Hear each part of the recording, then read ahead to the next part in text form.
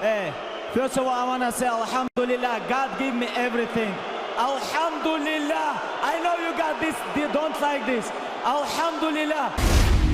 Nobody take this title before is with Muslim. Muslim have like more than billion people, you know.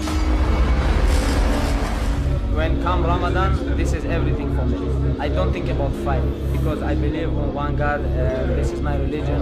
Religion for me number one. Sport is not for me number one. Khabib Abdulmanapovich oo loo yaqaano gorgorka waa Ruushiyaan ku xeel dheer mixed martial artist oo loo soo gaabiyo MMA. Wuxuu ku dhashay September 20-keedii 1988 Dagestan oo ku taala gobolka waqooyiga Caucasus-ka ee Ruushka. Wuxuuna asal ahaan ka soo jeedaa qowmiyadda Afar.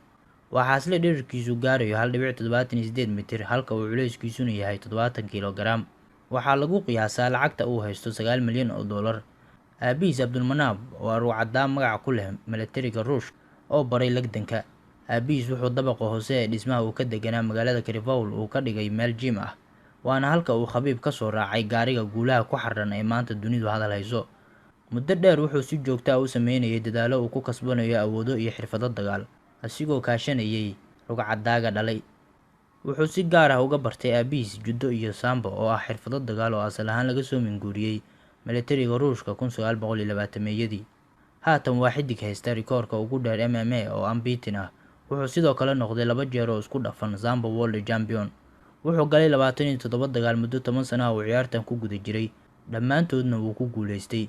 Welina fagaaraha laguma arag qof loodiya mid niyeysta mooye. Wuxuu dhigay rikoorka cusub ee UFC ee muddada ugu dhaqsiyaha badan ee qof ciyaar looga saaro, asigoo markaas garaacay wiilka reer Mareykan ee Abil Nazario. Khabib waxaa soo maray sanado adag oo uu la tacaalayay dhaawacyo isxigxigay, asigoo noqday libaax miciyo beelay, balse ugu dambeyn wuxuu soo laabtay Abriil 2018. Soo laabashadiisa waxay sababsatay oo ay afka ciidda u dartay ninka ay aadka u bumbuuniya Ingiriiska ee Conor. Dagaalkan ayaa soo idlaaday wareegii afraad kadib markii uu Khabib garaacay Conor oo ciyaarta ka hor aflagaadeeyay diinta Islaamka. Dagaalkan xamaasadda lahaa ayaa waxaa ka dhashay rabshad kadib markii uu Khabib oo careysan uu ka booday xeyndaabka goobta dagaalka, asigoona gacanta ula tagay Dillon Danis oo ah tababaraha Conor. Khabib oo damiirkiisu kacsan yahay ayaa saxaafadda ku yiri, ma garanayo sababta ay qaarkiin uga hadlayaan wixii aan sameeyay dagaalka kadib. Ka hor Conor wuxuu ka hadlay diinteeda, dalkayga iyo aabahay.